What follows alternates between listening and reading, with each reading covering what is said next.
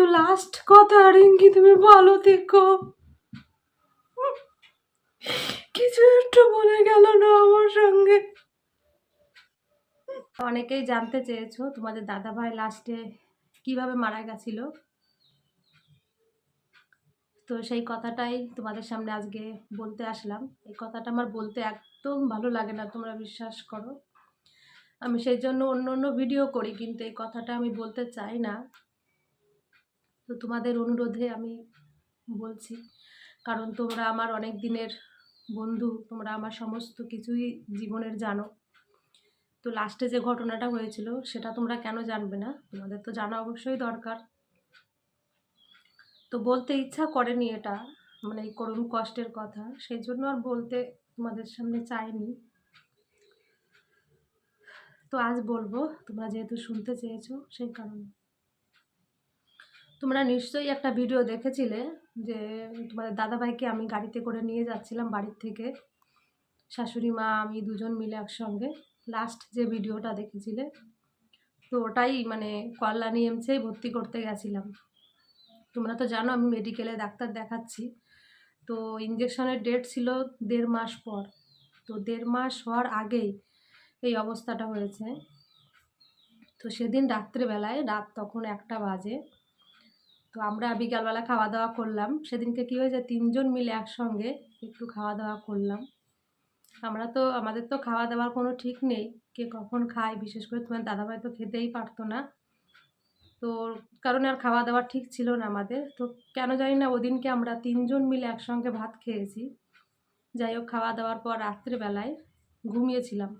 রাত যখন 1:30 বাজে, তখনও হট করে লেফট ছেড়ে বাইরে বেরালো। বাইরে বেরানোর পর মানে যেরকম গ্যাস হয়, পেটে ব্যথা হয়, বমি হয়, তো এই কারণেও বমি করতে বাইরে গেছিলো। তো বমি করতে বাইরে গেছিলো, বমি অনেক চেষ্টা করার পর বমিটা কিছুতেই হচ্ছিল না। তো আমি জিজ্ঞাসা করলাম কি হয়েছে, বমি হয়নি? বলছে না, বমিটা হয়নি। তারপর থেকে ধীরে ধীরে পেটে ব্যথাটা এমন পরিমাণে বেড়ে গেছে সেটা সহ্য করার মতন না। মানে বমি করার চেষ্টা করছে, বমি কিছুতেই হচ্ছে না। কি বলবো তোমাদের, ওর যে ব্রাশটা ছিল, দাঁত মাজা ব্রাশ, সেই ব্রাশটা পর্যন্ত গলার মধ্যে পুরো ঢুকিয়ে দিয়েছিল বমি করার জন্য। তো বমিটা কিছুতেই হচ্ছিল না। তারপর পটি হওয়ার জন্য অনেক চেষ্টা করছিল, পটি হওয়ার জন্য ডুস, তারপর ওই লিকুইড ঔষধ অনেক কিছু পুশ করেছিলাম যে একটু পটিটা হওয়ার জন্য। তো কিছুতেই কিছু হচ্ছিল না রাত্রেবেলায়। মানে কি বলবো তোমাদের, এত পরিমাণে পেটে ব্যথা উঠেছিল না, প্রচণ্ড পরিমাণে পেটে ব্যথা। একবার আমার ঘাড়ের পরে পড়ছে যন্ত্রণায়, একবার মায়ের ঘাড়ের পরে পড়ছে যন্ত্রণায়। দুজন পাশাপাশি বসেছিলাম, শুধু ওর যন্ত্রণাটুকু আমরা দেখেছিলাম, কিন্তু আমরা তো সারাতে পারিনি। ওর যে কঠিন যন্ত্রণা, ওটা ওর নিজেই সহ্য করেছে, আমরা তো মনের যন্ত্রণায় শেষ হয়ে গেছি। তো সারা রাত ওইভাবে চললো, সারা রাত আর পারলাম না ওকে নিয়ে যেতে।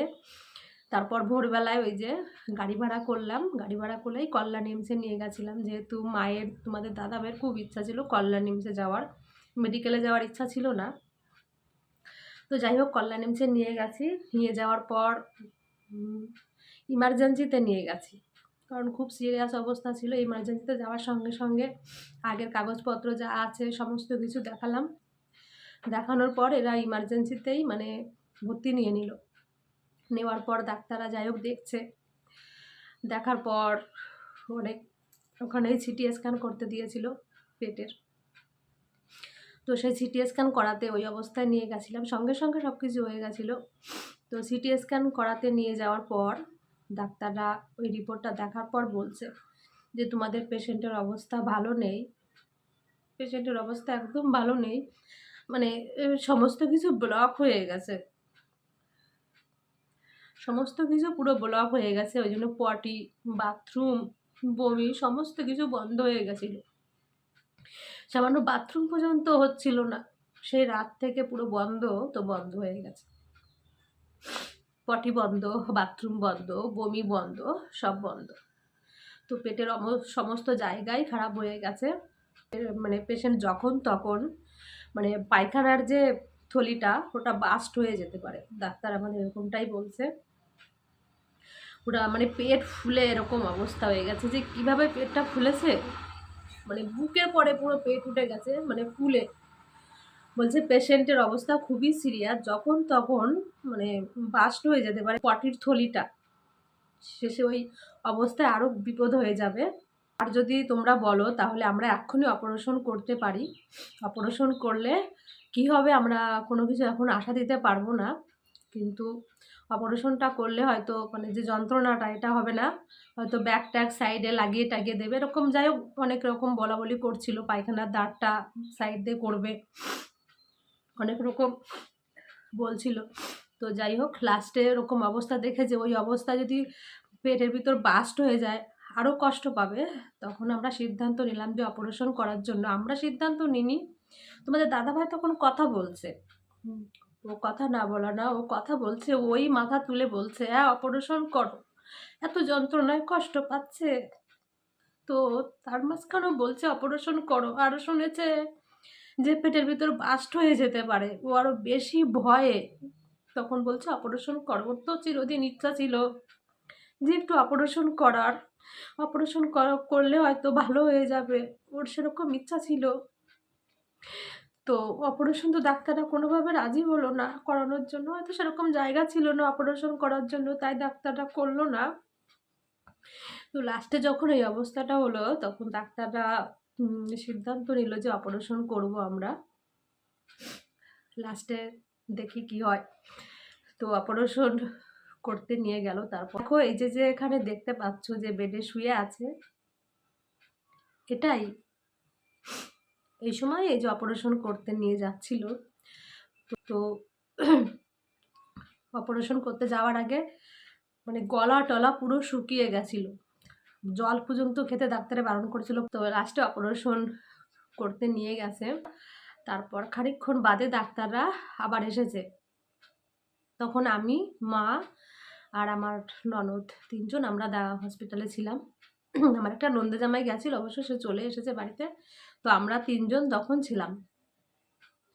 তো তোমাদের কি বলবো, তখন ওকে যখন অপারেশন করতে নিয়ে গেছে তখন ডাক্তাররা আবার বাইরে এসেছে, প্রায় 7-8টা ডাক্তার বাইরে এসে আমাদের কাছে বলছে তোমাদের পেশেন্টের অবস্থা একদম ভালো না, হয়তো অপারেশন করতে করতেও কিছু হতে পারে, কি অপারেশন হওয়ার পরেও হতে পারে, কিন্তু বাঁচার কোনো আশা নেই,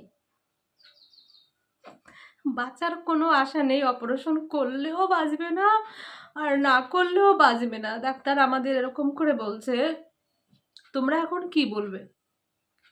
আর তোমরা যদি অপারেশনটা না করো আমরা এখানে পেশেন্ট একদম রাখবো না, কারণ পেশেন্টের খুব অবস্থা খারাপ, তাহলে বাড়িতে নিয়ে যাবে কি অন্য জায়গায় নিয়ে যাবে, আমরা এখানে পেশেন্টকে রাখবো না, ডাক্তার আমাদের এরকম বলছে।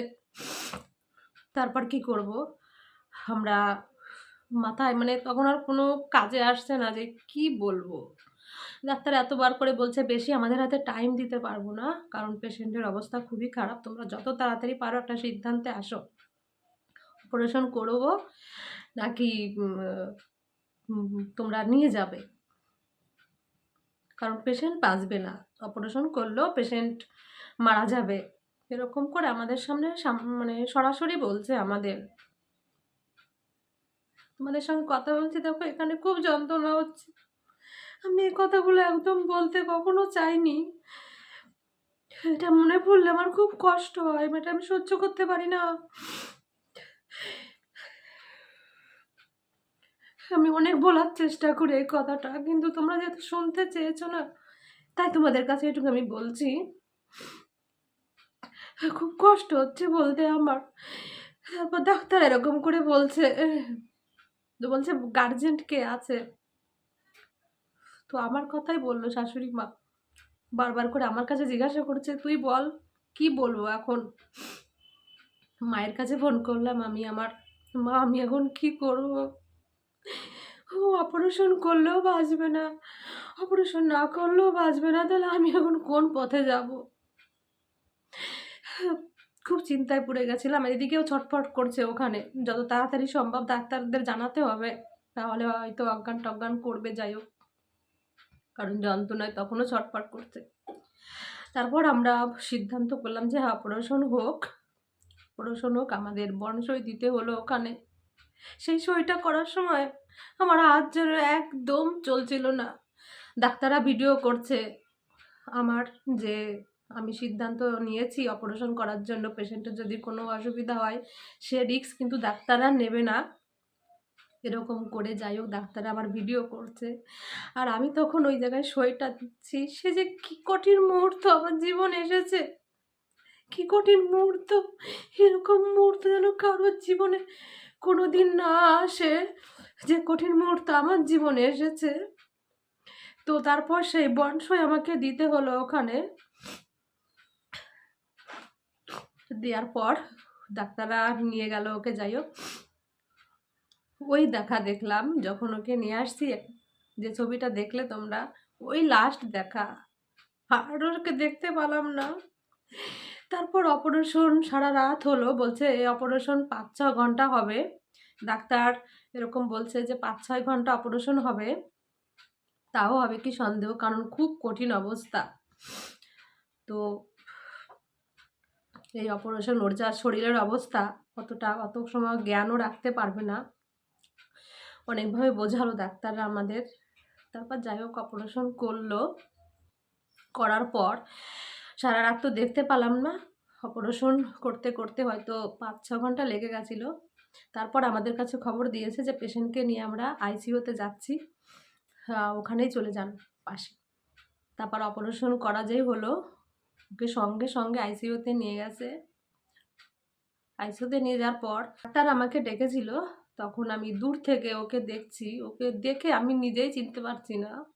তোমাদের কি বলবো, সেই কঠিন মুহূর্ত, ওকে একদম আমি চিনতে পারছি না।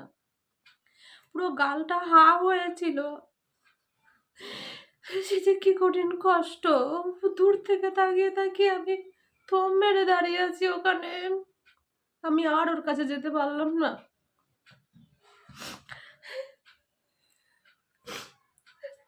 তারপর ডাক্তাররা আমাদের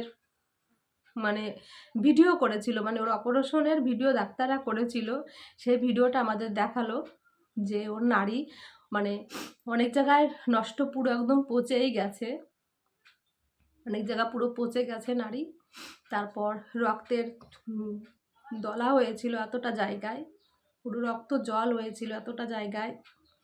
তারপর খাবার আটকে ছিল। তো এসব কারণে আর কি এই অবস্থা। পেটের অবস্থা কোথাও একটু ভালো ছিল না। ডাক্তার আমাদের ভিডিও করেছিল, তারপর আমাদের সেটা দেখালো আর কি। যাই হোক, তো এইভাবে সারাদিন আমরা হসপিটালে ছিলাম। তখন আমার আত্মীয় স্বজন সবাই এসেছিল মোটামুটি। তো সারাদিন হসপিটালে থাকার পর যখন 2টো বাজে সময়, তোমাদের দাদাভাই আমাদের ছেড়ে একদম চলে গেছে। ওর সঙ্গে লাস্ট একটু কথা বলবো, এই কথাটা ওর সঙ্গে বলতে পারলাম না। ডাক্তাররা খবর দিল, পেশেন্ট ডাক্তার অনেক চেষ্টা করেছিল ওকে একটু সুস্থ করার জন্য, কিন্তু ওর জ্ঞানটা কিছুতেই ডাক্তাররা আনতে পারছিল না। ওই যে অজ্ঞান করেছে, ওর জ্ঞানটা কিছুতেই আনতে পারছিল না। আমি যখন দাঁড়িয়েছিলাম, ওকে মেরে এভাবে দাঁড়িয়ে দেখছি ওকে, ওর হাতটা এরকম এরকম করে নড়ছিল, এরকম করে নড়ছিল। হয়তো বুঝতে পারছে আমি ওর পাশে ছিলাম কিছু বলার জন্য, জানি না। কিন্তু লাস্ট কথা, রিঙ্কি তুমি ভালো থেকো, কিছু একটু বলে গেল না আমার সঙ্গে, কিচ্ছু বলে যায়নি আমাকে। ও আমার কাছ থেকে একটা দিন সুখী হতে পারেনি, ওই জন্য আমার কাছ থেকে ও চলে গেছে সেই 2টোর সময়, 2:34 ও দেহ রাখলো ওখানেই হসপিটালে। যাই হোক, এই সমস্ত হয়েছে 2 দিন ধরে আমাদের সঙ্গে।